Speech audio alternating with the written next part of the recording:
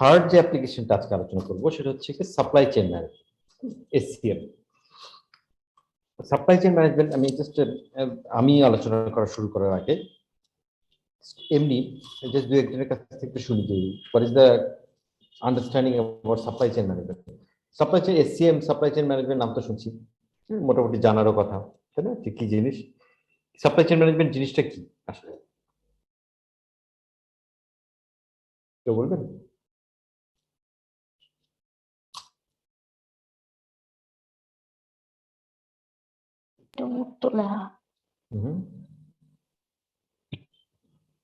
Supply chain management শুনছেন তো, তাই না? স্যার শুনতে পাচ্ছি। ওকে, সাপ্লাই চেইন ম্যানেজমেন্ট সম্পর্কে কারো কোনো ভালো আইডিয়া আছে? কেউ শেয়ার করবেন যে কি জিনিস supply chain management? Sir, supply chain management হচ্ছে ওয়্যারহাউস থেকে শুরু করে কাস্টমারের ডোর স্টেপ পর্যন্ত প্রোডাক্ট পৌঁছে দেওয়া, একদম মানে র ম্যাটেরিয়াল ফেজ থেকে ফিনিশড গুড হলো, তারপর ওয়্যারহাউস থেকে ডেলিভারি হয়ে কাস্টমারের ডোর স্টেপ পর্যন্ত পৌঁছে দেয়, এটাই স্যার সাপ্লাই চেইন ম্যানেজমেন্ট।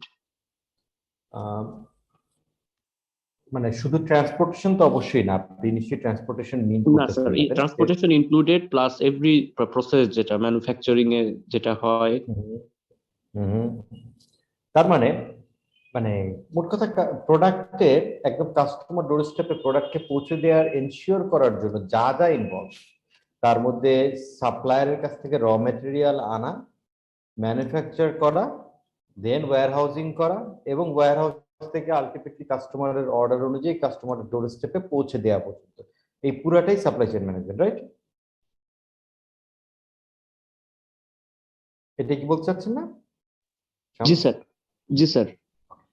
তাহলে এইবার লজিক্যালি যে কোশ্চেনটা অ্যারাইজ করে সেই কোশ্চেনটা হচ্ছে কি, যদি সাপ্লাই চেইন ম্যানেজমেন্ট এইটা হয় যে একদম কাস্টমারের অর্ডার অনুযায়ী কাস্টমারের অর্ডারটাকে এই র মেটেরিয়াল পারচেজ থেকে শুরু করে, উইচ ইজ রং না, হ্যাঁ, আপনি যা বলতেছেন তা কিন্তু রং না, আবার 100% রাইট না। এই জন্য আমি আলোচনাটা এইভাবে আসছি, বোঝানোর সুবিধার্থে।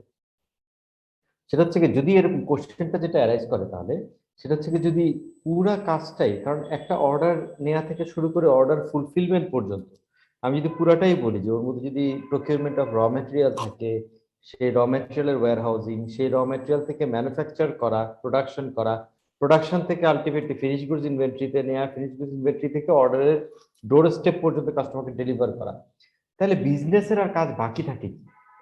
তাহলে তো পুরো বিজনেসটাই সাপ্লাই চেইন ম্যানেজমেন্ট বলা যায়, যায় কিনা?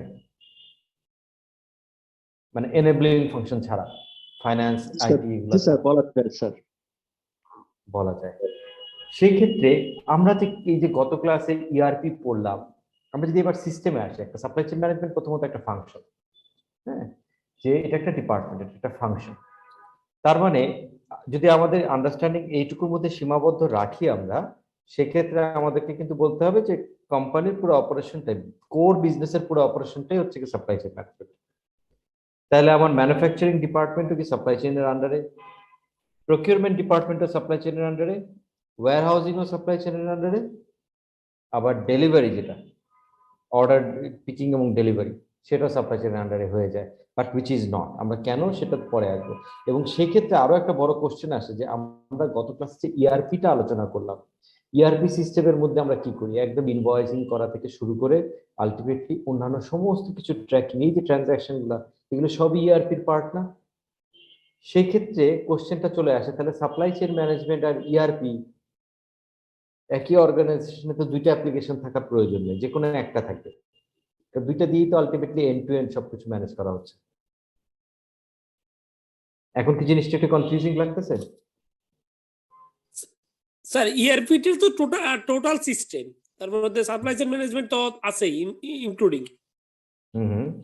বাট সাপ্লাই চেইন ম্যানেজমেন্ট যদি ইনভলভ হয় যে অন ম্যানেজিং, যে অর্ডার কালেকশন থেকে শুরু করে অর্ডার ডেলিভারি পর্যন্ত, এর মাঝখানে ম্যানুফ্যাকচারিং, এর মাঝখানে procurement of raw material, warehousing সবকিছু, তাহলে ইআরপি আর এটার স্কোপটা কি সেম হয়ে গেল না?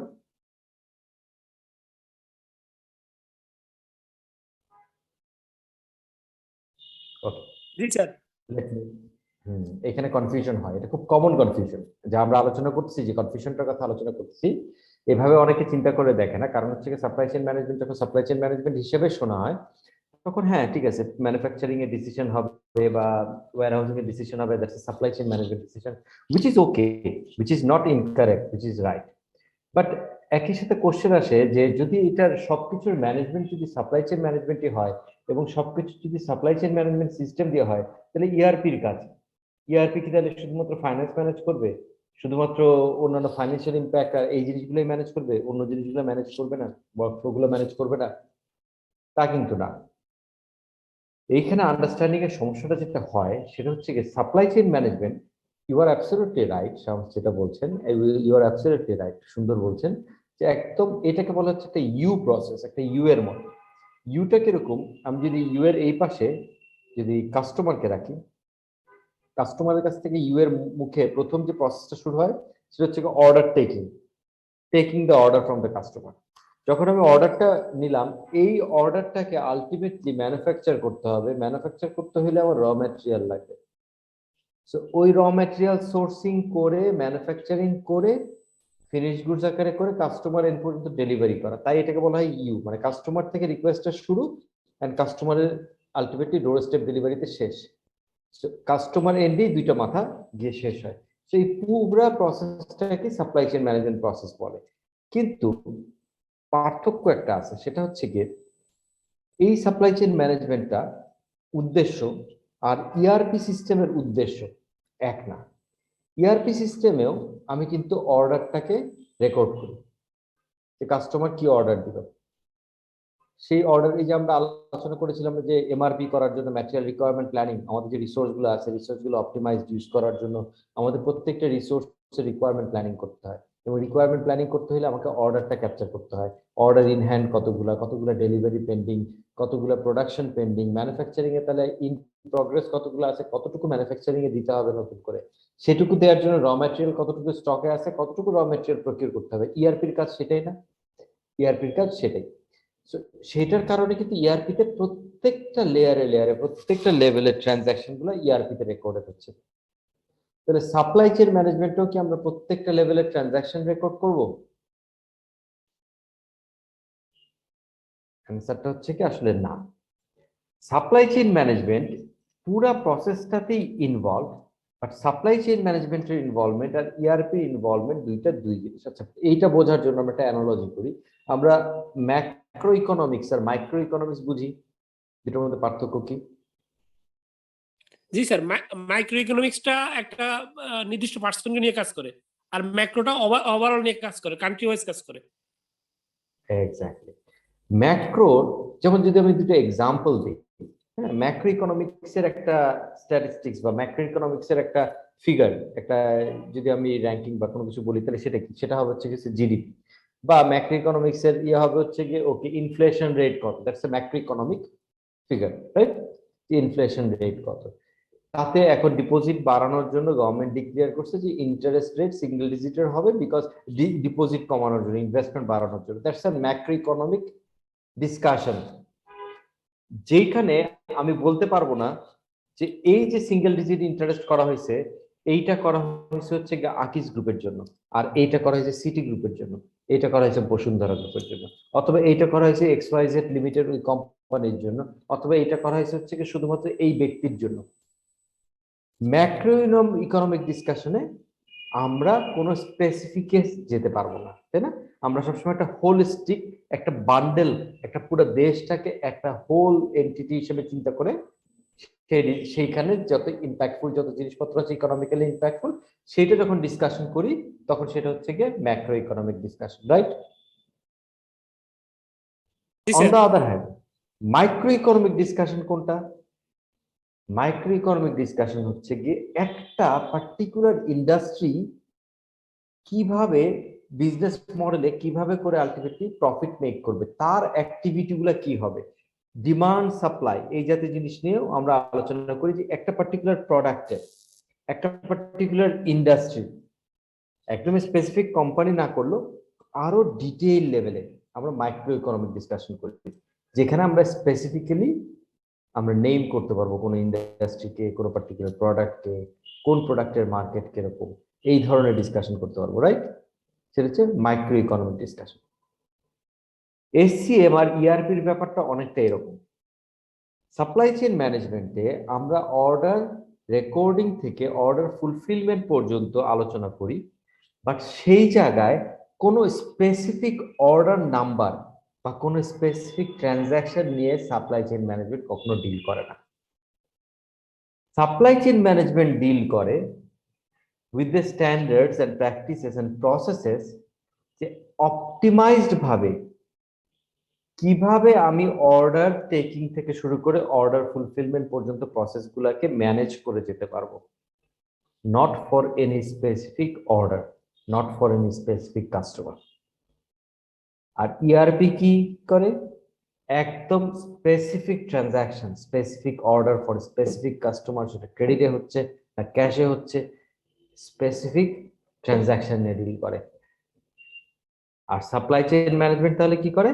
যে এই যে অর্ডার কিভাবে ক্যাপচার করব আমরা এই প্রোডাক্টের জন্য বা এই সেগমেন্টের জন্য, কাস্টমার সেগমেন্টের জন্য অর্ডারটা কিভাবে ক্যাপচার করা হবে, এবং অর্ডারটা হলে আমরা ম্যানুফ্যাকচারিং কোথা থেকে করব, আমরা কি নিজস্ব প্ল্যান্টে ম্যানুফ্যাকচারিং করব, নাকি বাইরে আউটসোর্স করব এটা ম্যানুফ্যাকচারিংটা, নাকি আউটসোর্স করলে আমরা কোথায় কোথায় আউটসোর্স করব, নাকি আমরা একটা ব্লেন্ড করব, কিছু প্রোডাক্ট আমরা নিজেরা ম্যানুফ্যাকচার করব, কিছু প্রোডাক্ট আমাদের আউটসোর্স হবে।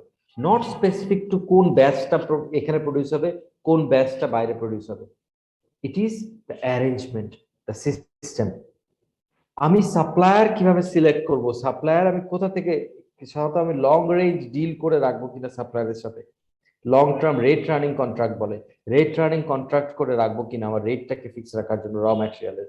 সেই র ম্যাটেরিয়াল আমি কি ইম্পোর্ট করবো আর লোকালি প্রকিউর করবো, ইম্পোর্ট করলে আমি কোথা থেকে করব, সেইটার পুরো সিস্টেমটা কি, এই জিনিসগুলা সাপ্লাই চেইন ম্যানেজমেন্টের মাথা ব্যথা। দেন হচ্ছে কি ম্যানুফ্যাকচারিং হয়ে গেল, আমি ওয়্যার হাউসিং কোথায় করবো, ওয়্যার হাউসিং এর ডিস্ট্রিবিউশন কিভাবে হবে, ওয়্যার হাউসিং কি আমার জেলায় জেলায় ওয়্যার হাউস থাকবে, না সবকিছু ঢাকা থেকে গিয়ে ডেলিভার হবে রোড স্টেপে, নাকি জেলার ওয়্যার হাউস থেকে আমাদের ডিপোতে যাবে, ডিপো থেকে আমরা না থার্ড পার্টি ডেলিভার করবে। এই যে ডিসিশন গুলা on a macro level is a supply chain management decision. Supply chain management fix করে যে রংপুর এলাকায় আমাদের ওয়্যার হাউস দরকার নাই, কারণ ওখানে হচ্ছে গিয়ে এই পরিমাণ ভলিউম হয় না, আমাদের বগুড়ায় ওয়্যার হাউস থাকবে, সেখান থেকে নর্থ বেঙ্গলের অন্যান্য ডিস্ট্রিক্টগুলোতে ডিপোতে প্রতি 7 দিনে একবার করে চালান যাবে, আর আমাদের সেন্ট্রাল ওয়্যার হাউস থেকে বগুড়া ওয়্যার হাউসে মাসে একবার চালান যাবে। এই যে ডিসিশনটা, this is supply chain management decision. এর মধ্যে কোন কোন অর্ডারটা যাচ্ছে কোন কাস্টমারের কাছে, কোন কাস্টমারের কোন প্রোডাক্ট, এইটা সাপ্লাই চেইন ম্যানেজমেন্টের মাথা ব্যথা না, সেটা ইআরপি রেকর্ডিং এর মাথা ব্যথা, সেটা ট্রানজাকশন। আমি কি বুঝাতে পারছি দুইটা ডিফারেন্সটা, supply chain management and ERP? বোঝা গেছে কনসেপচুয়াল ডিফারেন্সটা? কারো কোনো কোশ্চেন এই জায়গায়?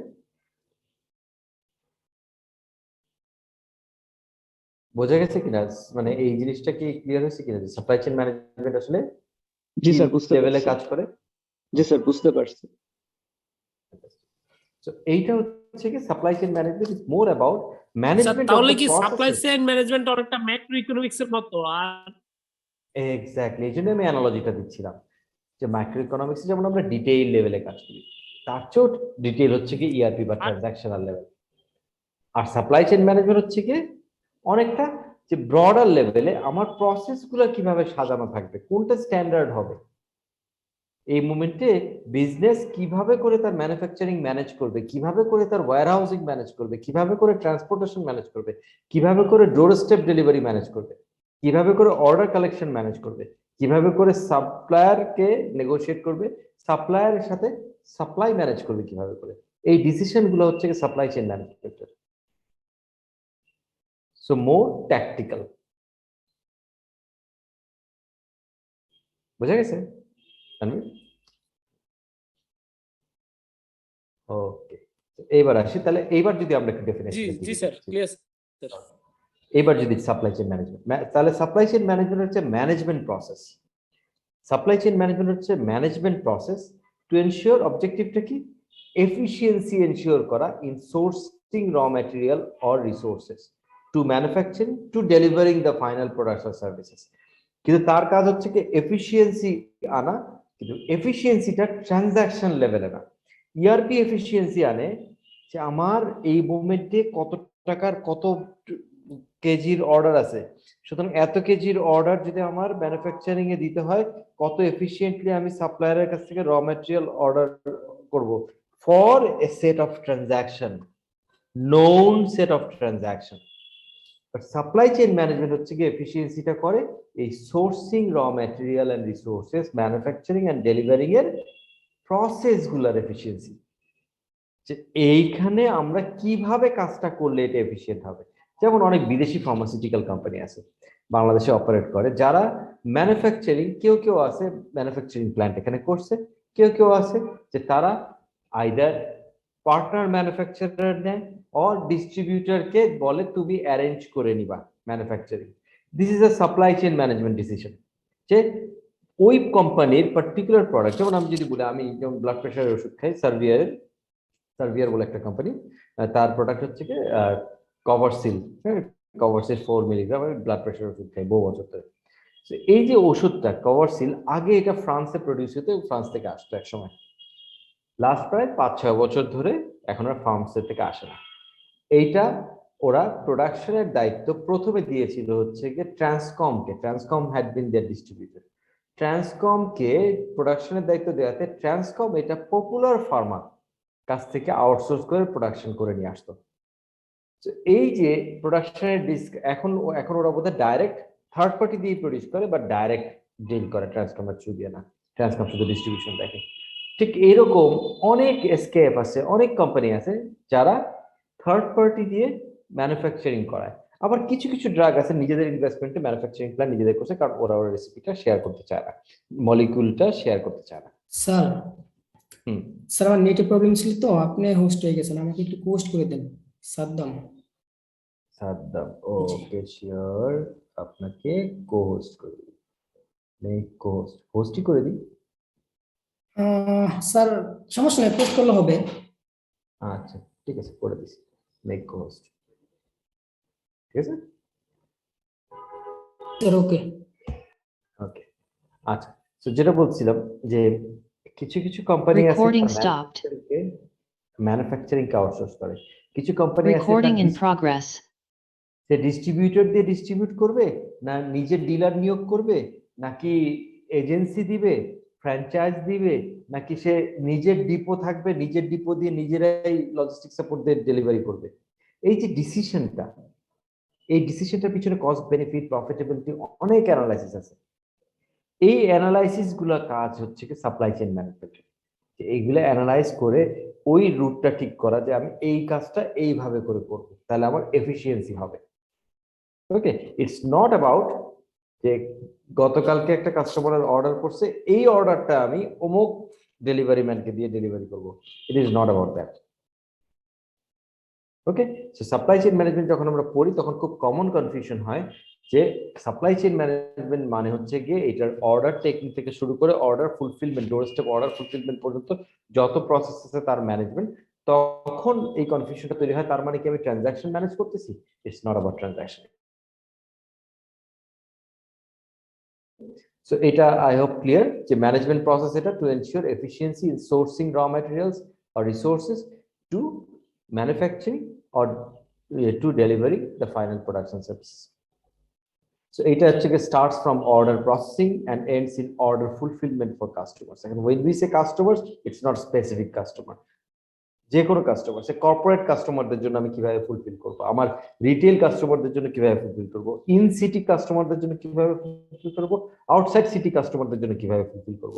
সে একটা ই কমার্স শপ, একটা ই কমার্স কোম্পানি, তার সাপ্লাই চেইন ম্যানেজমেন্টের মাথা ব্যথা হচ্ছে গিয়ে যে আমি ঢাকার বাইরে যে সমস্ত Recording অর্ডার করব, stopped. এই ঢাকার বাইরের অর্ডার Recording in progress. করব, এটাকে আমার প্রপারলি ডিজাইন করে রাখতে হবে, এটাকে আমার প্রপারলি ডিজাইন করতে হবে, এটাকে আমার প্রপারলি ম্যানেজ করতে হবে। সেটা হচ্ছে সাপ্লাই চেইন ম্যানেজমেন্টের ডিসিশন। দেন এটার কাজ, এটার রেজাল্ট হচ্ছে minimizes time, cost, overstocking and warehousing. একই ইআরপির মতোই, বাট ইআরপি হচ্ছে কি একদম ট্রানজাকশনাল লেভেলে অপটিমাইজেশন, আর সাপ্লাই চেইন ম্যানেজমেন্ট হচ্ছে প্রসেস লেভেলে অপটিমাইজেশন, ডিসিশন লেভেলে অপটিমাইজেশন।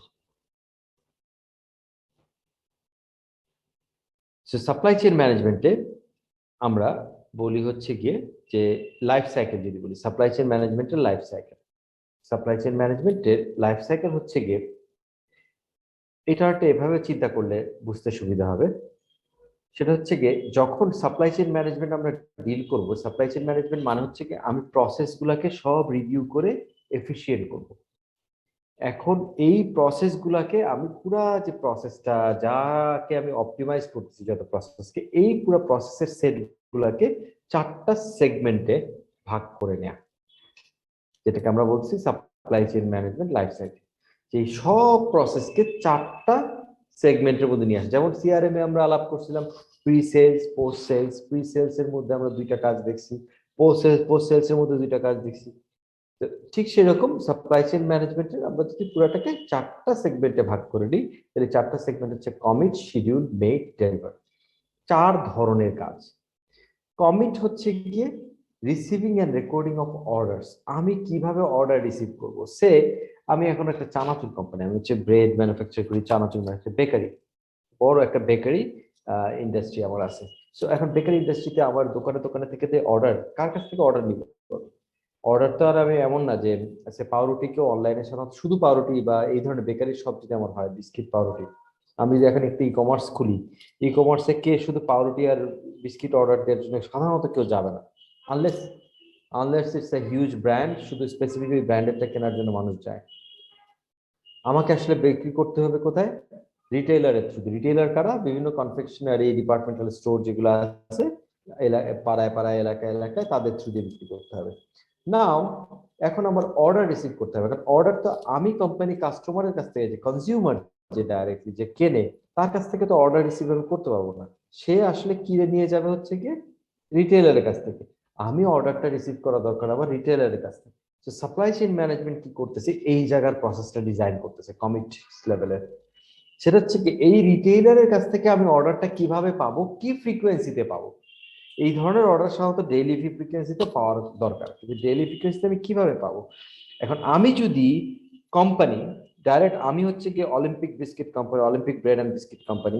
সো আমি Olympic bread and biscuit company যদি ঢাকা সহ দেশের 64টা জেলায় সমস্ত দোকানের ডেইলি অর্ডার স্লিপ নেওয়ার চেষ্টা করি, যে এই অনুযায়ী আমি কালকে রুটি সাপ্লাই করব সারা বাংলাদেশে, বিস্কিট সাপ্লাই করব, do you think it's practical? It's absolutely impractical, right? আমি Olympic biscuit factory, Olympic biscuit bread factory কোনোদিনই সারা বাংলাদেশের সমস্ত রিটেইলার থেকে যে অর্ডারটা প্রতিদিন ওই যে ছেলেরা ভ্যান গাড়িতে করে গিয়ে যে কালেক্ট করে নিয়ে আসে, অর্ডার কেটে নিয়ে আসে, Recording stopped. অর্ডার আমি আসলে একা হ্যান্ডেল করতে পারবো না। তাহলে এই জায়গায় সাপ্লাই চেইন ম্যানেজমেন্ট আসলে কমিট লেভেলের ডিসিশন গুলো নিচ্ছে, যে কিভাবে আমার এই order hub and spoke method আমার কাছে আসবে। আমার কাছে আসবে হচ্ছে গিয়ে হয়তো ডিস্ট্রিক্ট লেভেলের বিভিন্ন ডিপোর অর্ডার বা ডিস্ট্রিবিউটর অর্ডার, তাদের আন্ডারে থাকবে হচ্ছে ডিপোর আন্ডারে থাকবে হচ্ছে কি রিটেইলার গুলা। এখন রিটেইলার, এক একটা এলাকার রিটেইলার একটা ডিপোর আন্ডারে। সো রিটেইলার ওই ডিপো লোক পাঠাবে রিটেইলারের কাছ থেকে অর্ডার কালেক্ট করতে। ডিপো যখন অর্ডারটা পাইলো, সে সামারি অর্ডারটা ডিস্ট্রিবিউটরের কাছে দিচ্ছে, ডিস্ট্রিবিউটর আলটিমেটলি সব ডিস্ট্রিবিউটর আমার কাছে অর্ডার প্লেস করতেছে। এবং এই যে অর্ডারের কালেকশন যে প্রসেসটা, রিসিভিং এন্ড রেকর্ডিং অর্ডার, এই প্রসেসটা যে কিভাবে ম্যানেজ হবে, এই ম্যানেজমেন্ট হচ্ছে supply chain management. Order entry দেওয়া না, অর্ডারের ম্যানেজমেন্ট, অর্ডার কিভাবে ম্যানেজ হবে সেটা ম্যানেজমেন্ট হচ্ছে সাপ্লাই চেইন ম্যানেজমেন্টের commit level. Then comes schedule. Scheduling হচ্ছে লাইফ সাইকেলের আরেকটা, যে এখানে ধরেন আমরা আলাপ করলাম ডেইলি প্রোডাক্ট, এটাও শিডিউলিং এক ধরনের। বাট এমন প্রোডাক্ট আছে যেগুলো হচ্ছে কি পেরিশেবল না, মানে পেরিশেবল মানে কি, যেটা নষ্ট হয়ে যায়, দেখি না নষ্ট হয়ে যায় বলে পেরিশেবল। নন পেরিশেবল প্রোডাক্ট যেগুলো আছে তাদের জন্য কি হয়, ফোরকাস্টিং, আমার প্ল্যানিং লাগে, ডিস্ট্রিবিউশনের প্ল্যানিং লাগে। ওই যে আমি এর আগেও ক্লাসগুলোতে অনেক আলাপ করছি এই ধরনের, যে এসএনওপি প্রসেসের কথা বলছি, যে এইরকম একদম রিটেইলার থেকে আলটিমেটলি ডিলার, ডিলার থেকে ডিস্ট্রিবিউটর, কিভাবে করে আমি ফোরকাস্টিং পাবো যে নেক্সট মাসে কি লাগবে, নেক্সট সপ্তাহে কি লাগবে। এই যে ফোরকাস্টিংটা পাবো, আসলে এই ইভেন আমরা যে একটু কনফেকশনারি এক্সাম্পল দিচ্ছি, ওখানে আসলে ফোরকাস্টিং হয়। ওখানে ডেইলি বেসিসে কোম্পানির কাছে আসলে ডিস্ট্রিবিউটররা অর্ডার দেয়, ডিস্ট্রিবিউটররা অর্ডার দেয় যে নেক্সট 1 উইকে আমার কি পরিমাণ জিনিস আমার থ্রুতে যাওয়া লাগবে। তো ওই 1 উইকেটটা তাকে যে সাপ্লাইটা শিডিউল করা থাকে ওই সাপ্লাইটা তাকে দিয়ে দেওয়া হয়, সে ওইটার মধ্যে তার অর্ডার ম্যানেজ করে, ফোরকাস্টিংটা তার লেভেলে থাকে। বাট কোম্পানির জন্য, যে ম্যানুফ্যাকচারিং কোম্পানি বা যে সার্ভিস কোম্পানি, তার জন্য এই ফোরকাস্টিং এন্ড প্ল্যানিংটা কিভাবে করে হবে, যে আমি কি পিরিয়ডে করব, কি সাইকেলে করব, এবং হচ্ছে কিভাবে ফোরকাস্টিংটা করব, ফোরকাস্টিং ডেটাগুলো কিভাবে করে আসবে, এবং এইখানে requirements, forecasting and planning requirements, রিকোয়ারমেন্টটাকে ফোরকাস্টিং এবং প্ল্যানিং করা, যে আমার মার্কেটে আমার প্রোডাক্ট কতটুকু রিকোয়ার্ড এটা প্ল্যানিং করা, আর ডিস্ট্রিবিউশনটাকেও প্ল্যানিং করা, যে আমি প্রোডাক্টটা যখন আলটিমেটলি ম্যানুফ্যাকচার করব তখন আমি এটা ডিস্ট্রিবিউশনটা কোন চ্যানেলে করব, সেই চ্যানেল থেকে ফোরকাস্টিং নেব। তো এই ডিসিশনটা মেইনলি ফোরকাস্টিং বলতে পারেন, ইজ শিডিউলিং। একটা হচ্ছে কি অর্ডার আমি কিভাবে রিসিভ করবো, যেটা ডাইরেক্ট অর্ডার, অর্ডার পাবো, ডেলিভারি করবো। ফোরকাস্টিং হচ্ছে কি একটু ফিউচারিস্টিক প্ল্যান, আমার নেক্সট মাসে কি লাগবে, নেক্সট সপ্তাহে কি লাগবে, নেক্সট কোয়ার্টারে কি লাগবে, এই বছরে কি লাগবে, সেই অনুযায়ী ফোরকাস্টের উপরে বেস করে আমরা কি করব, প্ল্যান্টের প্ল্যানিং করব, প্ল্যান্টের ক্যাপাসিটি প্ল্যান করব, আমার র ম্যাটেরিয়াল অর্ডার দিব। কিন্তু অর্ডারের উপরে ডিপেন্ড করে, ডেইলি যে order, receiving and recording order, এইটার উপরে ডিপেন্ড করে জেনারেলি আমরা প্ল্যান্টের ক্যাপাসিটি বাড়াবো কমাবো এই ডিসিশনটা হয় না, বা আমরা র ম্যাটেরিয়াল ইম্পোর্ট করবো সেই ডিসিশনটা হয় না। সেটা আসলে ফোরকাস্টিং এর উপরে ডিপেন্ড করা হয়। অর্ডার হচ্ছে কি আমার ফোরকাস্ট অর্ডার কালেক্ট করবো এবং সেই অর্ডারগুলো ফুলফিল করবো। তাহলে শিডিউলিং বোঝা গেছে, ফোরকাস্টিং। দেন হচ্ছে কি মেক, প্রোডাকশন এন্ড এক্সিকিউশন। এর আগে ডিসকাশন করে ফেললাম আমরা, যে আমি যে অর্ডার পাবো, রেগুলার যে অর্ডার পাবো, কি পরিমাণ কোয়ান্টিটি হতে পারে ফোরকাস্ট থেকে আমি জানি। এবার এইটার ম্যানুফ্যাকচারিং, প্রোডাকশন আমি কোথা থেকে করবো, বা এক্সিকিউশন, সার্ভিস ইন্ডাস্ট্রির জন্য এক্সিকিউশন আমি কিভাবে করবো, আমার কি প্রোডাকশন ফ্যাসিলিটি থাকবে, নাকি আমার সেন্ট্রালাইজ প্রোডাকশন ফ্যাসিলিটি থাকবে, আমার কি ওন প্রোডাকশন ফ্যাসিলিটি থাকবে, না আউটসোর্স প্রোডাকশন ফ্যাসিলিটি থাকবে, আমার কি ওন সার্ভিস সেন্টার থাকবে, ডিস্ট্রিবিউটেড থাকবে, নাকি আউটসোর্স সার্ভিস সেন্টার থাকবে, নাকি আমি একটা মার্কেট প্লেসের মতো কাজ করবো, অ্যাগ্রিগেটরের মতো, যে অনেক সার্ভিস সেন্টার আমার প্ল্যাটফর্মে থাকবে, যারা আসলে আমার এখানে যে অর্ডারটা থাকবে ওরা fulfil. So that's called an aggregator model. So এই ডিসিশন গুলা, এই ম্যানেজমেন্টটা is make life cycle, make related decision. Then হচ্ছে কি ডেলিভার, যে ডিস্ট্রিবিউশন এন্ড ফুলফিলিং, কাস্টমারের অর্ডারগুলোকে আলটিমেট কাস্টমার ডোর স্টেপ পর্যন্ত হোক আর রিটেইলারের আউটলেট পর্যন্ত হোক, কিভাবে করে আমি ফুলফিল করবো, কাস্টমার অর্ডারটা কিভাবে ফুলফিল করবো, কাস্টমার কিভাবে জিনিসটা রিসিভ করবে, এটা হচ্ছে কি ফুলফিলমেন্ট, যেটাকে বলে ডেলিভার ফেজ। এটা হচ্ছে কি লাইফ সাইকেল। তাহলে লাইফ সাইকেল যদি এরকম আসে, তাহলে আমরা এই চারটা দিয়ে ডিসকাস করবো। কারো কোনো কোশ্চেন?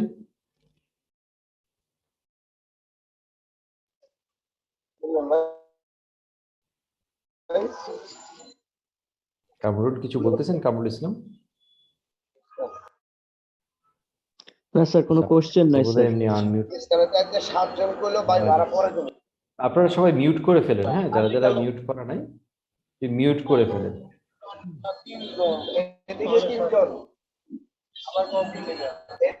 ওকে, আচ্ছা, এইবার আমরা একটু ডিফারেন্ট পথে হাঁটবো।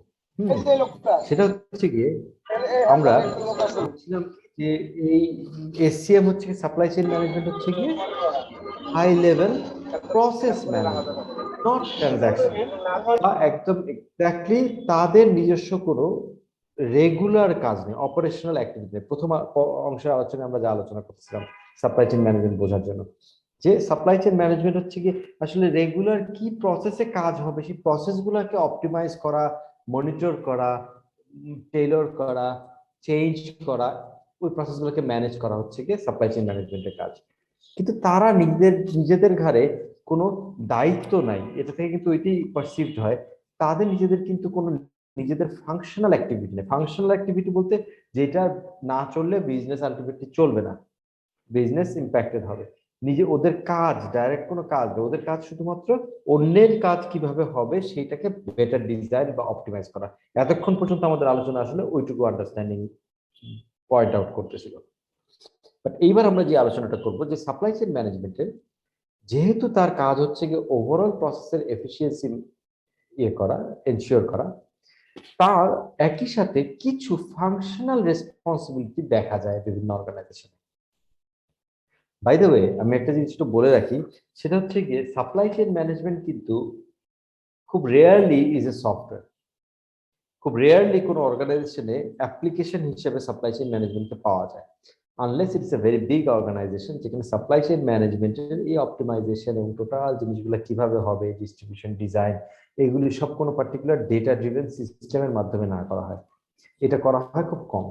Supply chain management mostly is a function, is a management function, যে ফাংশনটা এই কাজগুলো করে, সবসময় ইভ্যালুয়েট করে, কস্ট বেনিফিট অ্যানালাইসিস করে, রেজাল্ট অ্যানালাইসিস করে, যে আসলে এফিসিয়েন্সি কোথায় আরো বাড়ানো দরকার, প্রসেস কোথাও চেঞ্জ করা দরকার কিনা, আপডেট করা দরকার কিনা। Supply chain management mostly as a department, as a function, A group of people কাজ করে, রাদার দেন আ সফটওয়্যার।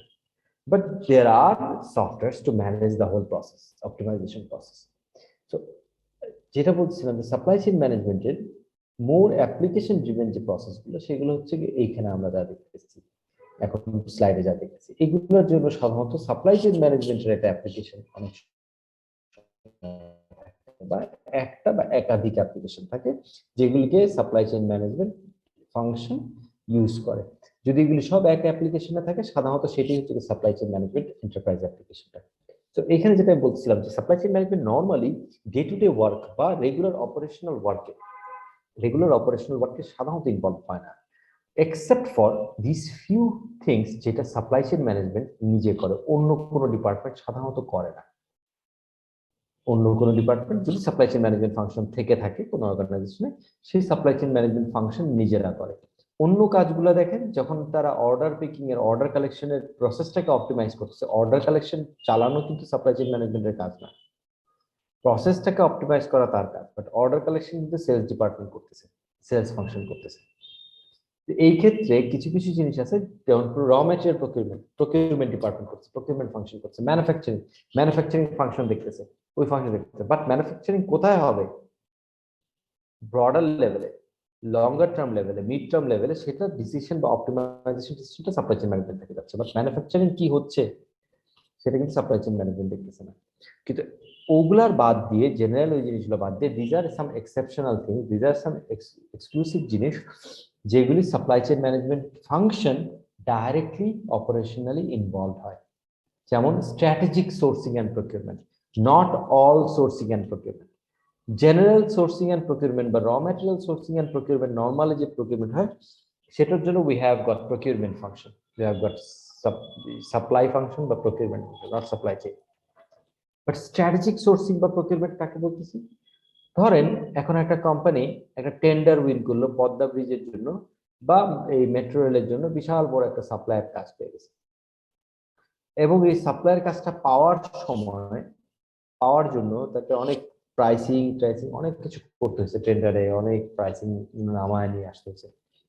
এখন এটা একটা বড় কাজ, এখানে প্রকিউরমেন্টটা is not regular raw material procurement. তার যদি রডের সাপ্লাই লাগে, সেটা রেগুলার, তার যে রডের, ধরলাম এটা একটা, আমরা কথা বলতেছি একটা কোম্পানির কথা, যে কোম্পানি হচ্ছে স্টিলের প্লেট তৈরি করে, ঢালাইয়ের জন্য যে স্টিলের প্লেট ইউজ করা হয়, সেই স্টিলের প্লেট তৈরি করে।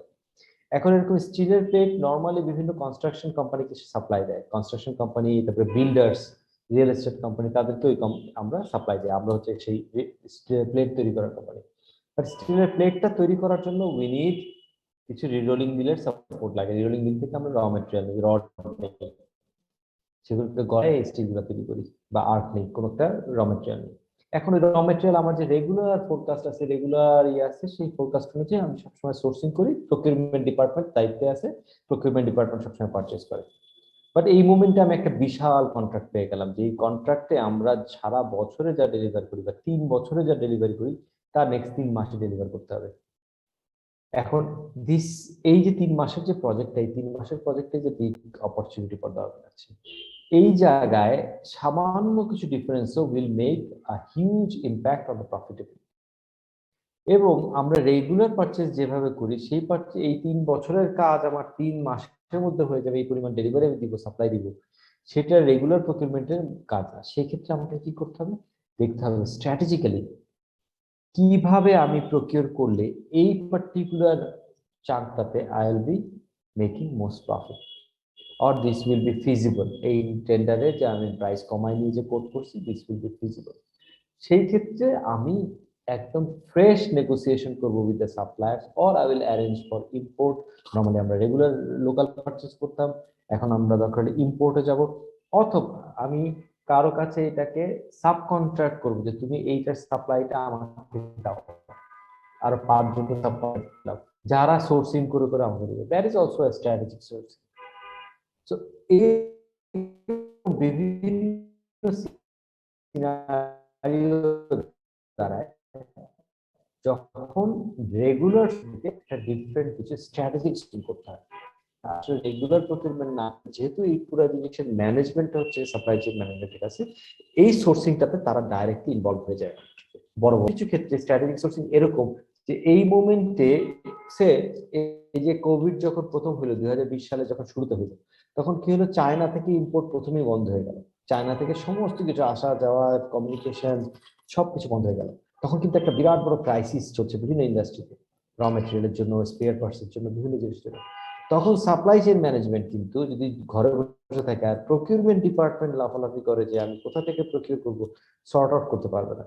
সাপ্লাই চেইন ম্যানেজমেন্টের কাছে হোল পিকচারটা আছে, কি করে প্রফিটেবিলিটি বা এফিসিয়েন্সি এনশিওর করা যায়, কি পরিমাণ অর্ডার আসবে, সেই অর্ডারের ফুলফিলমেন্ট কিভাবে হবে। সো সাপ্লাই চেইন ম্যানেজমেন্ট তখন স্ট্র্যাটেজিক প্রকিউরমেন্টে জাম্প করে, ওকে এই সিনারিওতে how we should survive, how we should continue our business. সেই জায়গায় তারা বিভিন্ন অ্যানালাইসিস করে করে আলটিমেটলি একটা ফিজিবল বা সুইটেবল সলিউশন ডিজাইন করে, যে সলিউশনে আলটিমেটলি আমি প্রকিউরমেন্ট করতে পারবো। So that is strategic sourcing and procurement. Okay, তারপর হচ্ছে কি ফোরকাস্ট এন্ড ডিমান্ড প্ল্যানিং, যেটা নিয়ে আমরা আগেও আলাপ করছিলাম। যে ফোরকাস্ট এন্ড ডিমান্ড প্ল্যানিং হচ্ছে কি ওই যে লিফ থেকে ব্রাঞ্চ, ব্রাঞ্চ থেকে ট্রাঙ্ক, ট্রাঙ্ক থেকে রুট, টোটাল যে এই যে ফোরকাস্টিং কিভাবে করে আমি ডেটা কালেক্ট করবো এবং কি রুলে আমি যদি এখানে সেন্টারে কোনো চেঞ্জ জানি যে না এত কম ফোরকাস্ট করলে হবে না, আমাদের টার্গেট এই পার্টিকুলার প্রোডাক্টের জন্য আরো হাই, সুতরাং এই প্রোডাক্টের টার্গেট সবার মধ্যে আরো বাড়াইতে হবে। এই যে আবার ফোরকাস্টটাকে আবার রিজুভেনাইট করা, আবার যে এদেরকে রিফ্রেশ করে স্কেল আপ করা, এই যে প্রসেসটা, এইটার ম্যানেজমেন্ট। কারণ এইটা কার দায়িত্ব? সেলস তো জাস্ট ডাইরেক্টলি অর্ডার কালেক্ট করবে, সেলস করবে, ওর টার্গেটই, সেলসের পিপলের টার্গেট হচ্ছে কি আমি এই মাসে কয়টা সেল করতে পারছি।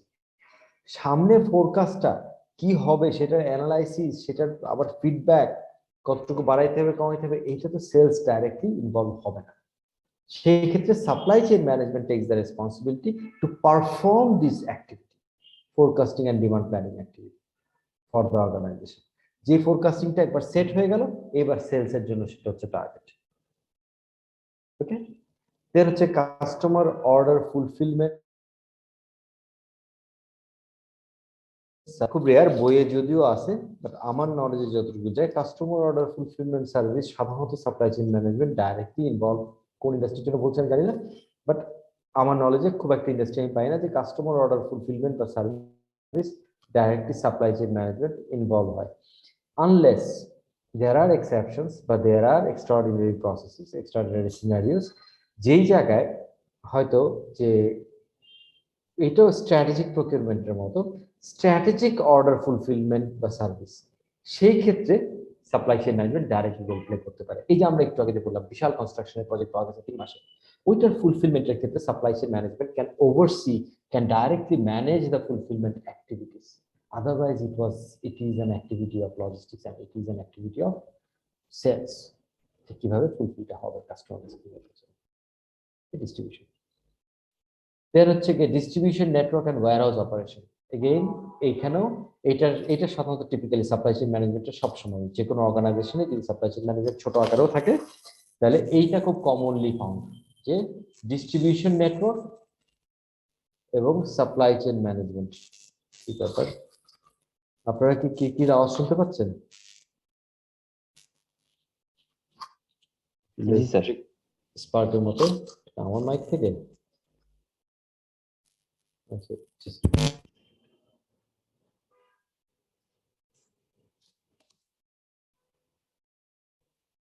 এখন শোনা যাচ্ছে আমার কথা? জি স্যার, ক্লিয়ার। সো যেটা বলছিলাম যে সাধারণত distribution network and warehouse operation, this is something commonly supply chain management handle করে। কারণ এইটা একটা সেন্ট্রাল এন্টিটি, এটা একটা সেন্ট্রাল ফাংশনাল এন্টিটি, যেটা আসলে নাইদার সেলসের নর ম্যানুফ্যাকচারিং এর, নর সাপ্লাই ম্যানেজমেন্টের বা প্রকিউরমেন্টের। এই জায়গায় দেখা যায় এই ওয়্যার হাউসিংটা কিভাবে হবে এবং ওয়্যার হাউসিং এন্ড ট্রান্সপোর্টেশন, যে ওয়্যার হাউস অপারেশন, যে এই ডিস্ট্রিবিউশন কিভাবে হবে, ডিস্ট্রিবিউটরকে কত জিনিস দেওয়া হবে, সেলস সাধারণত সেলস অপটিমাইজ করবে, সেলস জেনারেট করবে, বাট ডিস্ট্রিবিউটর নেটওয়ার্কটা ম্যানেজ, যে নতুন ডিস্ট্রিবিউটর অনবোর্ড করা, ডিলার অনবোর্ডিং প্রসেস, এই জাতীয় প্রসেসগুলো কিন্তু directly doesn't bring you money, rather this establishes channel which will eventually bring money, sales যার উপরে কাজ করবে। সো এই যে ডিস্ট্রিবিউশন নেটওয়ার্কটা সেট আপ করা, ডিস্ট্রিবিউশন নেটওয়ার্কটাকে তৈরি করা, ম্যানেজ করা, কোনো ডিলার চলে যাচ্ছে, নতুন ডিলার আসতেছে, কোনো এজেন্ট চলে যাচ্ছে, নতুন এজেন্ট আসতেছে, এজেন্সি দিতে হবে, ফ্র্যাঞ্চাইজ দিতে হবে, ডিলার নিয়োগ করতে হবে, ডিপো বানাইতে হবে, এই জিনিসগুলো প্লাস হচ্ছে কি ওয়্যার হাউস অপারেশন, যে আমার কোন ওয়্যার হাউস থেকে জিনিসপত্র কখন পাঠাইতে হবে। সেলস মাথা ব্যথা করতেছে হচ্ছে কি এই মোমেন্টে আমার যে নাটোরে সেলস হচ্ছে কি এত টন অর্ডার করছে, এত টন ম্যাটেরিয়াল প্রোডাক্টের, সো এত টন প্রোডাক্ট এখন কোথায় আছে, নাটোরের ওয়্যার হাউসে, যদি না থাকে তাহলে অন্য ওয়্যার হাউস থেকে আনতে হবে। এখন সেলস, নাটোরের সেলস কিন্তু ডিসিশন দিবে না যে এইটাকে বগুড়া ওয়্যার হাউস থেকে আসবে, না পাবনা ওয়্যার হাউস থেকে আসবে, না রাজশাহী ওয়্যার হাউস থেকে আসবে। নাটোরের ওরা ডিসিশন নেবে যে আমার এত কোয়ান্টিটি সেল হয়েছে, সুতরাং এইবার এই ওয়্যার হাউস থেকে ওয়্যার হাউস, কোন ওয়্যার হাউস থেকে কোন ওয়্যার হাউসে আমি এই সাপ্লাইটাকে ফুলফিলমেন্ট করার জন্য পাঠাবো জিনিস, এই যে এটাকে বলা হচ্ছে ওয়্যার হাউস অপারেশন। এই ওয়্যার হাউস অপারেশনটা আলটিমেটলি সাপ্লাই চেইন ম্যানেজমেন্ট নিজেরা দেখে। So this is the function of supply chain management.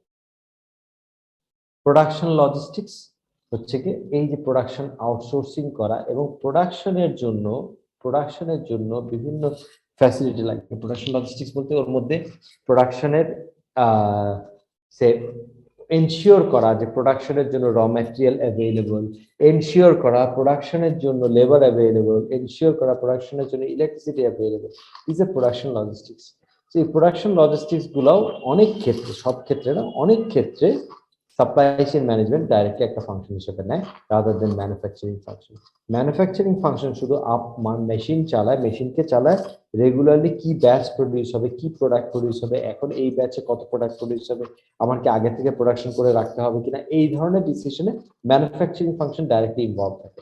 But production logistics, এই প্রোডাকশনটাকে কন্টিনিউড রাখতে হইলে তার যে অন্যান্য সাপোর্ট সিস্টেম, অন্যান্য যে জিনিসপত্র লাগে, এসেনশিয়ালস লাগে, সেটাকে অ্যারেঞ্জ করার ম্যানেজমেন্টটা হচ্ছে সাপ্লাই চেইন ম্যানেজমেন্ট অনেক ক্ষেত্রে দেয়। And lastly transportation and shipment management, সেটা হচ্ছে কি inbound shipment, outbound shipment both, overseas shipment, local shipment both. যত ধরনের transportation and logistics, warehouse to warehouse হতে পারে, ওয়্যারহাউস টু কাস্টমার হতে পারে, সাপ্লায়ার টু ওয়্যারহাউস হতে পারে, ম্যানুফ্যাকচারিং প্ল্যান্ট টু ওয়্যারহাউস হতে পারে, ওয়্যারহাউস টু ম্যানুফ্যাকচারিং প্ল্যান্ট, এই যে বিভিন্ন জায়গায় transportation and shipment involve, importing involve, এই ট্রান্সপোর্টেশন এন্ড শিপমেন্টটা সাধারণত supply chain management function directly deal করে, rather than only designing processes, only optimizing processes. They don't only optimize processes, they deal with the operation in these cases. বোঝা গেছে এটা?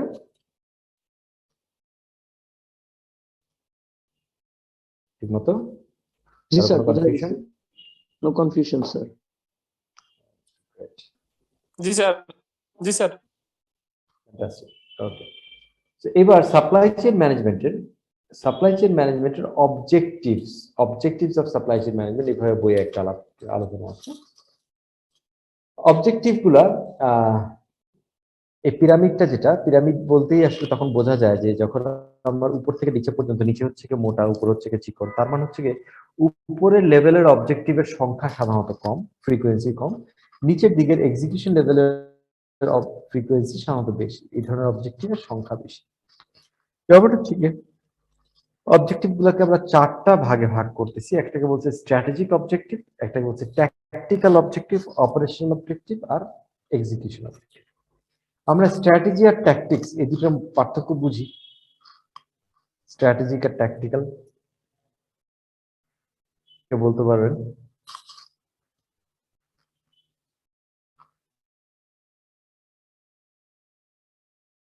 এর আগে আলোচনা করছি প্রবলেম। স্ট্র্যাটেজি আমরা কি বলি, স্ট্র্যাটেজি কি জিনিস, এবং স্ট্র্যাটেজিক কোনো কিছু আমরা কখন বলি, কেউ বলবেন? আচ্ছা, স্ট্র্যাটেজি আমরা খুব কমনলি বলি হচ্ছে কি তখন যখন it is a long term, প্রথমত হচ্ছে কি লং টার্ম প্ল্যান বা long term initiative to make a significant difference. Significant ওয়ার্ডটা খুব significant, normal difference in profit না, নর্মাল ডিফারেন্স ইন গ্রোথ না, significant difference in profit, significant difference in growth আমরা যখন ঘটাতে চাই in comparison to the industry we are operating or in comparison to our competitors, একই কথা। Industry মানে আমি একটা গার্মেন্টস ফ্যাক্টরি, আমি গার্মেন্টস ইন্ডাস্ট্রি যে রেটে গ্রো করতেছে ইয়ার অন ইয়ার, আমি তার চেয়ে সিগনিফিকেন্টলি হায়ার রেটে গ্রো করতে চাই, অথবা কম্পিটিশন যে রেটে গ্রো করতেছে আমি তার চেয়ে সিগনিফিকেন্টলি হায়ার রেটে গ্রো করতে চাই। এইটা করার জন্য long term 2 years 3 years 5 years 10 years হতে পারে, লং টার্ম যে প্ল্যানটা আমরা করি যেটার ইম্প্যাক্ট দীর্ঘমেয়াদী, এই প্ল্যানটাকে আমরা বলি স্ট্র্যাটেজি প্ল্যান বা স্ট্র্যাটেজি। তার মানে স্ট্র্যাটেজির আসল উদ্দেশ্য হচ্ছে কি to win over competition on a long term effort and to win significantly, change current status থেকে significantly। insignificant হলে regular year on year growth যদি 8% হয়, আমি যদি নেক্সট ইয়ারও 8% ইয়ে করি, 5 বছর পরও যদি 8% করে কম্পাউন্ড গ্রোথ চিন্তা করি, ইট ডাজন্ট মেক সেন্স। আমার কোনো স্ট্র্যাটেজির প্রয়োজন নেই, দ্যাটস অপারেশনাল এফিসিয়েন্সি বাড়াইলেই আমি আলটিমেটলি গেইন করবো ওইটুকু। স্ট্র্যাটেজি আমার তখন দরকার যখন আমি একটা পয়েন্ট থেকে আরেকটা পয়েন্টে যাচ্ছি which is significantly higher than the regular expectation, তখন এটা হচ্ছে স্ট্র্যাটেজি। সো ওইটার সাথে ইনভলভড, ওই অবজেক্টিভের সাথে ইনভলভড এরকম যে কোনো অবজেক্টিভকে আমরা বলি স্ট্র্যাটেজিক অবজেক্টিভ, যে এইটা আমার কম্পিটিশন থেকে আমাকে আগায় নিয়ে যাবে বা আমাকে একটা সিগনিফিকেন্ট অ্যাডভান্সমেন্টে নিয়ে যাবে, তখন ওটা হচ্ছে strategy. Okay, on the other hand ট্যাকটিক্যালও একটা প্ল্যান, কিন্তু ট্যাকটিক্যালটা is not long term, is short term, এবং ট্যাকটিক্যালটা কনটেক্সচুয়াল মানে হচ্ছে কি কোন একটা পার্টিকুলার কনটেক্সটে, সেটা হতে পারে একটা এই বছরের কনটেক্সট, সেটা হতে পারে একটা মার্কেটের কনটেক্সট, সেটা হতে পারে একটা কাস্টমার সেগমেন্টের কনটেক্সটে আমরা একটা পার্টিকুলার প্ল্যান করব, সেই প্ল্যানটা আমাদেরকে আগায় নিয়ে যাবে, অ্যাডভান্টেজ দিবে, তখন এটাকে আমরা বলবো ট্যাকটিক্যাল প্ল্যান। আমি যদি স্ট্র্যাটেজি জিনিসটা আসছে কোথা থেকে, ম্যানেজমেন্টে বলুন তো, স্ট্র্যাটেজি জিনিসটা আসছে কোথা থেকে? ম্যানেজমেন্টের অনেক কিছুই সেই জায়গা থেকে আসছে, সেটা হচ্ছে মিলিটারি সায়েন্স থেকে, মিলিটারি ম্যানেজমেন্ট, মিলিটারি সায়েন্স থেকে। বলা হয় মোটিভেশনের সবচেয়ে ভালো থিওরি বা ভালো থিওরিগুলো অ্যাডাপ্টেড হচ্ছে কি হিটলার থেকে। এবং ম্যানেজমেন্টেরও প্রচুর জিনিস আছে বিজনেস ম্যানেজমেন্টের যেগুলো আসলে যুদ্ধবিদ্যা থেকে অথবা ওয়ার যে নলেজ আছে, ওয়ার সংক্রান্ত নলেজ, সেই সব জায়গা থেকে আসলে নিয়ে আসা। এর মধ্যে স্ট্র্যাটেজিটা অ্যাবসলিউটলি সেই যুদ্ধ থেকে নিয়ে আসা। পুরানো যত মুভি, যদি ইংলিশ মুভি দেখেন, একদম পুরানো দিনের যুদ্ধ নিয়ে, যেখানে ওই যে ঘোড়ায় করে যুদ্ধ হয় বা তীর ধনুকের যুদ্ধ হয়, এই ধরনের যুদ্ধের মুভিগুলো যদি দেখেন তাহলে দেখবেন ওর মধ্যে কিছু সিন থাকে যেখানে হয়তো রাজা, কিং অথবা সেনাপতি, হ্যাঁ, সে তার অন্যান্য উপসেনাপতিদেরকে নিয়ে বা সেনাপতিদেরকে নিয়ে প্ল্যান করতেছে যুদ্ধের। প্ল্যান করার সময় সাধারণত একটা টেবিলের উপর একটা ম্যাপ থাকে, আমি টিপিক্যাল মুভি সিন বলতেছি, টেবিলের উপর একটা ম্যাপ থাকে, ম্যাপের মধ্যে আঁকাঝোঁকা করা থাকে, কোথায় নদী, কোথায় পাহাড়, সমস্ত কিছু, কোথায় কোন এলাকা, কোন জেলা থেকে কোন জেলা বা কোন স্টেট থেকে কোন স্টেট, এরকম পুরো ম্যাপ থাকে। এবং ওইখানে অনেকগুলো এরকম ঘোড়ার পুতুল, মানুষের পুতুল, সোলজারের পুতুল ছোট ছোট থাকে বা গুটি থাকে, হোয়াট এভার থাকে, যেটা একটা লাঠি দিয়ে, এটাকে বলে পাইলট স্টিক। এই পাইলট স্টিক, এই স্টিকটা দিয়ে এরকম দেখা যায় নাড়ায় নাড়ায় প্ল্যান গুলো সবাইকে ডেসক্রাইব করা হচ্ছে, হ্যাঁ, বা এরকম পয়েন্ট করে করে ডেসক্রাইব করা হচ্ছে, তাই না? এই সিনারিটা আমরা অনেক দেখি। এই যে প্ল্যানিংটা যে হয় না, এই যে যুদ্ধের প্ল্যানিং, যখন একটা যুদ্ধ প্ল্যান করতো এরকম সেনাপতিরা বা রাজারা, তখন যখন এরকম যুদ্ধের প্ল্যান করতো, এই যুদ্ধগুলা এক একটা কিন্তু 6 মাস, 1 বছর, 2 বছরের যুদ্ধ, এগুলো তো খুব ছোট যুদ্ধ না। বড় বড় 2 বছর 3 বছর ধরে যুদ্ধ হয়, একটা উইন্টার আসে, ফল যায়, স্প্রিং যায়, সামার যায়, আবার উইন্টার আসে, যুদ্ধ চলতে থাকে।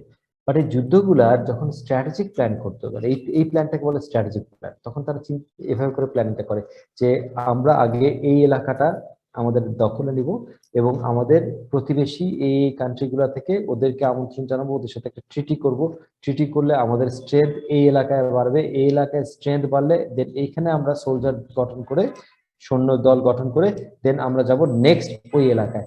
এইভাবে করে একটা একটা করে প্ল্যান করতেছে। এই যে প্ল্যানিংটা, এই প্ল্যানিং প্রসেসটা হচ্ছে স্ট্র্যাটেজি। স্ট্র্যাটেজির গোড়াটা হচ্ছে ওই জায়গায় যে এইভাবে করে প্ল্যান করা। এখন এই যে এরিয়া এক্স, এই জায়গায় আমরা আগে দখল করব, এখানে যে আমাদের যে ফোর্ট আছে, শত্রুপক্ষের যে দুর্গ আছে, দুর্গটাকে দখল করব।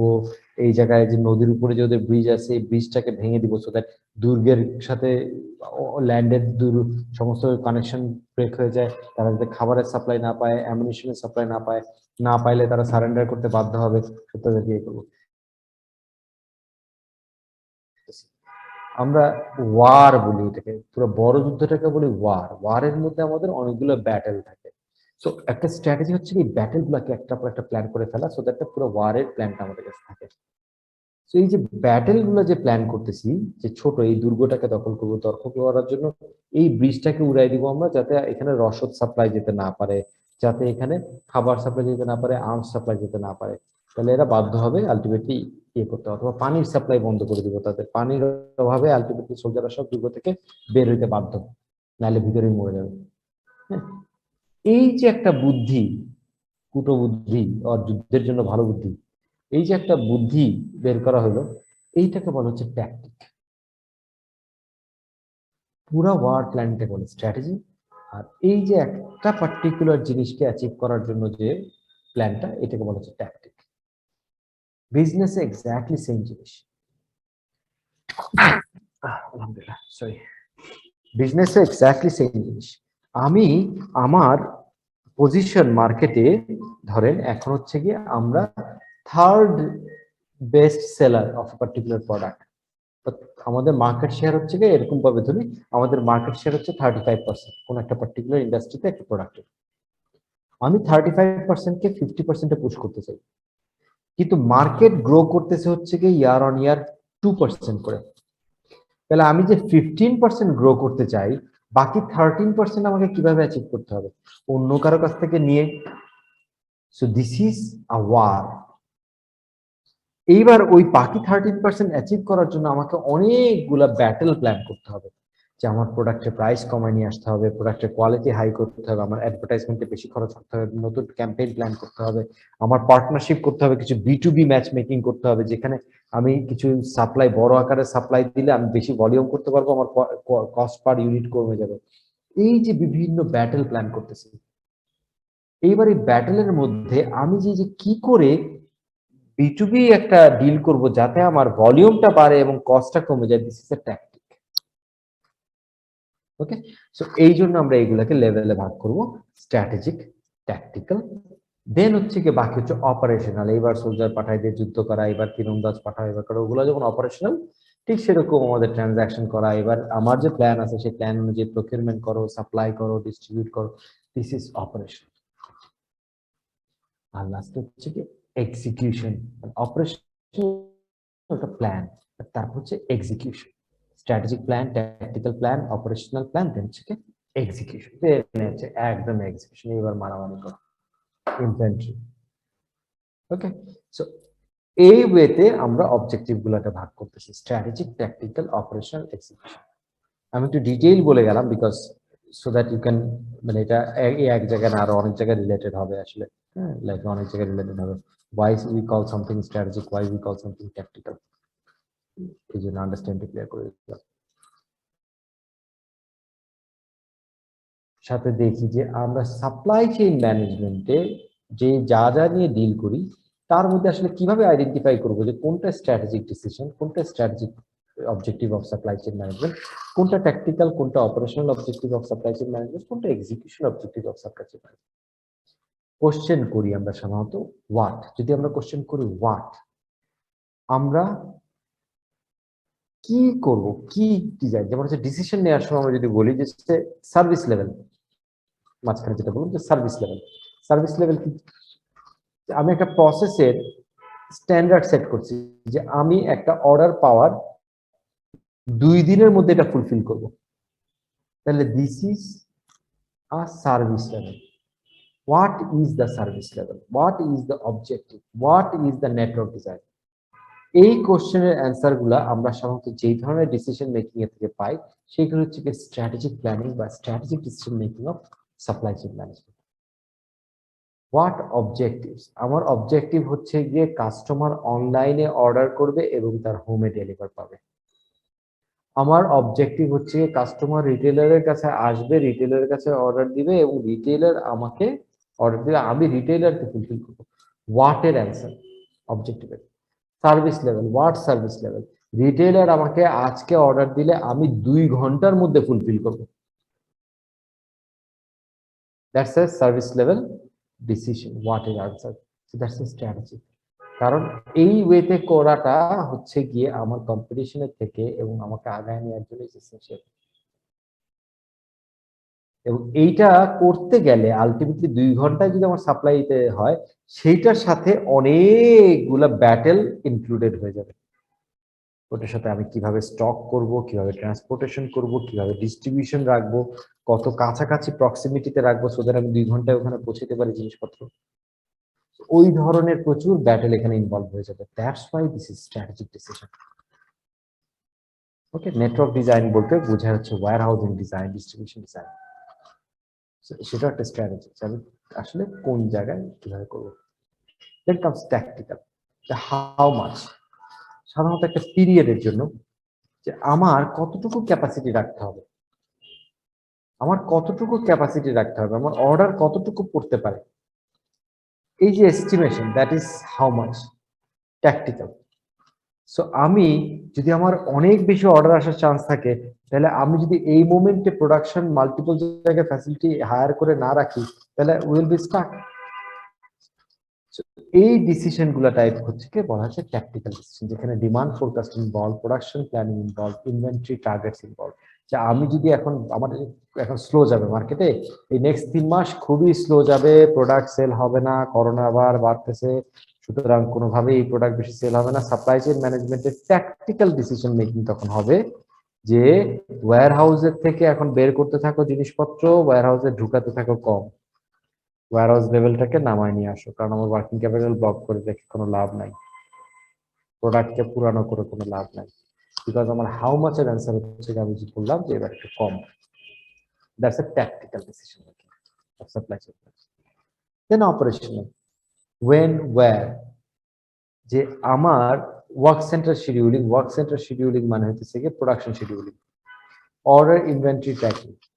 হ্যাঁ, যে অর্ডার ইনভেন্টরি ট্র্যাকিং, যত অর্ডার আসছে ইনভেন্টরি কি ওই পরিমাণ আছে কিনা, যদিও এটা ইনভেন্টরি ম্যানেজমেন্টের, বাট একটা এগেইন ম্যাক্রো ইকোনমিক্স এর মতো একটা হোলিস্টিক ওভারভিউ, যে আমার টোটাল র ম্যাটেরিয়ালের সাপ্লাই কি এখন কমাইতে হবে না বাড়াইতে হবে, বেশি না কম লাগবে, কখন লাগবে, আমার এই প্রজেক্ট ম্যাচিওর হইতে বা এইরকম যে ফোরকাস্ট আমি পাই, সেই ফোরকাস্ট অনুযায়ী দেখা যাচ্ছে যে এটা হচ্ছে 2022 সালের জানুয়ারি মাস, আমার মে মাস নাগাদ বেশ ভালো পরিমাণ সার্ভিস ডেলিভারি করতে হবে, সুতরাং ভালো করে প্রোডাক্ট ডেলিভারি করতে হবে, কিন্তু আমার প্রোডাকশন ক্যাপাসিটি আমি মে মাসে গিয়ে হুট করে বাড়াইতে পারবো না।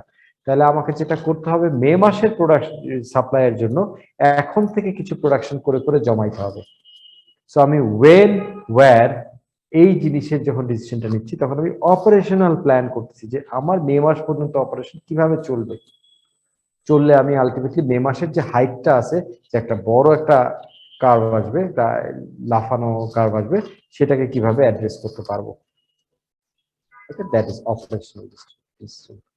এন্ড এক্সিকিউশন হচ্ছে গিয়ে রেগুলার যে order cycle, material movement regular কিভাবে হচ্ছে, এই রিলেটেড ডিসিশন মেকিং, যে কিভাবে একটা অর্ডার ফুলফিল করা হবে, কিভাবে একটা অর্ডার ক্যাপচার করা হবে, কিভাবে একটা অর্ডার করলে এটা ওয়্যারহাউস থেকে ডেলিভারি দেওয়া হবে, লজিস্টিক্স কি হবে, কিভাবে প্রত্যেকটা অর্ডার নাই, এগেইন কোনো স্পেসিফিক অর্ডার না, অর্ডার করলে কিভাবে হবে, এই যে এক্সিকিউশন প্ল্যান, যেটা আমার আমার স্টোর ফ্রন্টের যে ওয়্যারহাউস আছে সেইটা কতটুকু অর্ডার লেভেলে নেমে গেলে, স্টোরের লেভেল নেমে গেলে রিঅর্ডারটা কোথা থেকে হবে, রিপ্লেসমেন্টটা সেন্ট্রাল ওয়্যারহাউস থেকে হবে না ওখানকার ডিপো ওয়্যারহাউস থেকে হবে।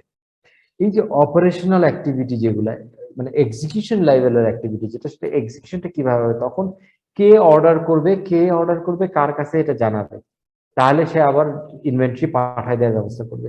এই যে অপারেশনাল প্রসেসগুলো, এক্সিকিউশন প্রসেসগুলো, এইগুলাকে ওভারসি করা, এইগুলাকে ম্যানেজ করাটা হচ্ছে execution phase, execution objective of supply chain management. বোঝা গেছে কি?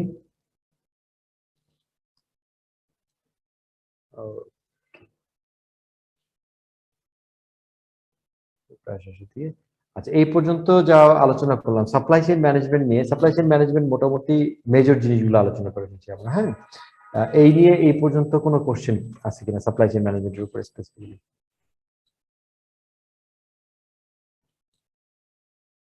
না হলে আমরা অন্য আরেকটা জিনিস আলোচনা করব এখন। স্যার, সাপ্লাই চেইন ম্যানেজমেন্টের মূল ফাংশনটা কি যদি আমরা এক কথায় বলতে চাই? Efficiency in all processes involved in order taking to order fulfillment. Efficiency of processes, remember, efficiency of transaction না, ঠিক আছে? যত প্রসেস ইনভলভড অর্ডার ক্যাপচারিং থেকে অর্ডার ফুলফিলমেন্ট পর্যন্ত সব প্রসেসের এফিসিয়েন্সি, প্রসেসগুলো যাতে এফিশিয়েন্ট থাকে সেটা এনশিওর করা হচ্ছে সাপ্লাই চেইন ম্যানেজমেন্টের কাজ। জি স্যার, বুঝতে পারছি। স্যার এক্সিকিউশনটা একটু ডিসকাস করবেন? হ্যাঁ, এক্সিকিউশন হচ্ছে গিয়ে আমরা উপরের দিকে কি স্ট্র্যাটেজিক অবজেক্টিভ হচ্ছে কি এমন সব ডিসিশন নেওয়া যে এক্স্যাক্টলি কোনটা হওয়া ভালো আমাদের জন্য লং টার্মে, এরকম ডিসিশন। ট্যাকটিক্যাল ছিল হচ্ছে গিয়ে কি পরিমাণ কোয়ান্টিটি আমার ফোরকাস্টে আসছে নেক্সট পিরিয়ডের জন্য, সেটার জন্য প্রোডাকশন ক্যাপাসিটি আমার এনাফ আছে কিনা, ইনভেন্টরি এনাফ আছে কিনা, এই জাতীয় জিনিসগুলো আগে থেকে ম্যানেজ করা ট্যাকটিক্যাল। অপারেশনাল ছিল হচ্ছে গিয়ে যে আমার মে মাসে একটা আগে বললাম কখন কোথায় আমার কোন প্রোডাক্ট লাগবে, কোন প্রোডাক্ট না স্পেসিফিক না, কত কোয়ান্টিটি লাগবে, কি ভলিউম লাগবে, কি ধরনের জিনিস লাগবে, কোথায় বেশি আসছে কম আসছে, সেটার উপরে বেস করে শিডিউলিং ওয়্যার এবং ওয়েনটাকে ডিসাইড করা। আর এক্সিকিউশন হচ্ছে গিয়ে রেগুলার যে অ্যাক্টিভিটি, এই যে আমার সেলস এর পার্সনটা কনফেকশনারি থেকে অর্ডার কাটতেছে, সেই অর্ডারটা কেটে নিয়ে কাকে দিবে, তার সুপারভাইজারকে দিবে, সুপারভাইজাররা কাকে দিবে, ডিপোতে জমা দিবে, ডিপোরা কাকে দিবে, ডিলারকে দিবে, ডিলার কাকে দিবে, ডিস্ট্রিবিউটর। এই যে ডে টু ডে এক্সিকিউশনের যে প্রসেসটা, এই প্রসেসটাকে ম্যানেজ করা, এই প্রসেসে কোনো সমস্যা হচ্ছে কিনা, ট্রানজাকশন লেভেল না প্রসেস লেভেলে, যে এই প্রসেসে কোনো সমস্যা আছে কিনা, এই প্রসেসে কোথাও চেঞ্জ করতে হবে কিনা। এই মোমেন্টে দেখা যাচ্ছে যে ডিলার এখন আসলে ভালো কাজ করতেছে না, সো তাকে আমার চেঞ্জ করে অন্য ডিলারের কাছে অর্ডারগুলো সব বুক করাইতে হবে। সুতরাং এই যে একটা ডিসিশন নিয়ে নিল সাপ্লাই চেইন ম্যানেজমেন্ট, যে ডিলার এক্স থেকে এখন ডিলার ওয়াই এর কাছে তোমরা বুক করো সমস্ত অর্ডার এই ডিপো, এইগুলো হচ্ছে execution level decision. Supply chain ম্যানেজমেন্টের কাজের এক্সিকিউশন লেভেল অবজেক্টিভ হচ্ছে এগুলো। স্যার তাহলে ম্যাটেরিয়াল মুভমেন্টও সিমিলারলি, যে ম্যাটেরিয়াল মুভমেন্ট হচ্ছে কি আমার র ম্যাটেরিয়াল হতে পারে, ফিনিশ গুডস হতে পারে, যেগুলো হচ্ছে কি এই যে ওয়্যারহাউস টু ওয়্যারহাউস মুভমেন্ট, এই মুভমেন্টে এই যে আমি কতক্ষণ আগে একটা এক্সাম্পল দিছিলাম যে নাটোরে একটা জিনিসের অর্ডার করছে, সেই অর্ডারের যে ফুলফিলমেন্টটা হবে, এই ফুলফিলমেন্টটা কোথা থেকে এইটাকে নাটোরের ওয়্যারহাউসে পাঠানো হবে, কারণ নাটোরের ওয়্যারহাউসে শর্ট আছে, সেটি পাবনা থেকে পাঠানো হবে না রাজশাহী থেকে পাঠানো হবে। সো এই ডিসিশনটা নিচ্ছে কে, সাপ্লাই চেইন ম্যানেজমেন্ট নিচ্ছে, এবং এইটা হচ্ছে একটা execution level decision. Okay sir, thank you sir.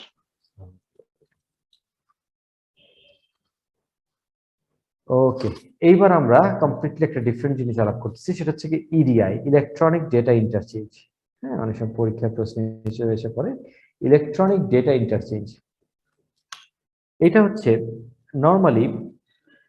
Normally আমরা যখন system to system data transfer করি, ধরেন মাল্টিপল সিস্টেম, ডিফারেন্ট সিস্টেমই না, ডিফারেন্ট এন্টিটির সিস্টেম, দুই কোম্পানি, একটা সাপ্লায়ার একটা কাস্টমার, পারচেজার সাপ্লায়ার, দুইজনের মধ্যে যখন কোনো ট্রানজাকশন হয়, তখন আমরা সাধারণত এমন ভাবে ট্রানজাকশন করার চেষ্টা করি যাতে ট্রানজাকশনটা সিকিউর হয়। ওই যে আমরা সিকিউরিটিতে অনেক কিছু আলোচনা করছিলাম, মাঝখানে যাতে কেউ শুনতে না পারে, মাঝখানে যাতে কেউ ডেটা চুরি করতে না পারে বা করতে না পারে, ওগুলো আমাদের দেখতে হবে। হ্যাঁ, আমরা এনক্রিপশন করি, ওই জন্য অনেক কিছু করি না। সাধারণত এনক্রিপশন করে দুই এন্ডের মধ্যে একটা সম্পর্ক এস্টাবলিশ করে দুজনের মধ্যে ট্রানজাকশন হয়। এটা is the best way to do it. But একটা সিনারিওর কথা চিন্তা করেন, যে সিনারিওতে পারচেজার একটা সাপ্লায়ারের সাথে কাজ করে না, সে নেক্সট 3 মাসের জন্য 80টা ডিফারেন্ট সাপ্লায়ারের সাথে কাজ করবে, এবং পরের 3 মাসে গিয়ে এই 80টার মধ্যে কেউ কমন থাকতেও পারে, নাও থাকতে পারে, আরো ডিফারেন্ট 90টার সাথে কাজ করবে। এখন সে প্রতিনিয়ত এরকম প্রচুর পরিমাণ সাপ্লায়ারের সাথে তার কাজ করতে হয়। সেইখানে তার প্রত্যেকটা সাপ্লায়ারের সিস্টেমের সাথে তার সিস্টেমের এরকম এপিআই ইন্টিগ্রেশন বা টানেলিং বা এনক্রিপশন করা কি সম্ভব? সম্ভব হয়তো থিওরিটিক্যালি, বাট এটা প্র্যাকটিক্যালি ফিজিবল না মেনটেন করা। 2 মাসের জন্য বা একটা অর্ডারের জন্য বা 3টা অর্ডারের জন্য তার একটা সম্পর্ক দরকার, সেইটার জন্য তার প্রোগ্রামার ডিপ্লয় করে 2 পার্টির আবার সবকিছু ডেভেলপ করে সম্পর্ক স্থাপন করা, ডেটা করে, এটা আসলে সম্ভব না। এই সিনারিওটা আমরা বুঝতে সাহায্য করবে যদি আমরা এক্সাম্পল হিসেবে নিই, আমাদের দেশেই এটা সবচেয়ে বেশি হয়, আরএমজি সেক্টর যেভাবে বিজনেস করে। আরএমজি সেক্টরের পারচেজার কারা? যদি এটা একটু ডিটেইল আলোচনা। আচ্ছা আমি হাফ হয়ে যাবে নাকি আমরা এটা পরের ক্লাসে নিয়ে যাবো? একটা স্লাইড আছে, আমার মনে হয় এই আলোচনাটা আমরা পরের ক্লাসে করি। স্যার নেক্সট ক্লাস করলে ভালো হয়। আপনি তো আরেকটা ক্লাস আমরা তো ক্লাস জয়েন করতে হবে। আপনাদের আরেকটা ক্লাস তো আমি এটা, কারণ এটা আলোচনা একটু সময় লাগবে, আমাকে ভালো করে বুঝে গেলে একটু সময় লাগবে, তাহলে আমরা এটা নেক্সট ক্লাসে করি, ঠিক আছে? স্যার স্লাইডটা দিয়ে দিবেন, আমরা তো পাইনি এটা। হ্যাঁ শিওর স্লাইডটা দিয়ে দিচ্ছি আমি। স্লাইড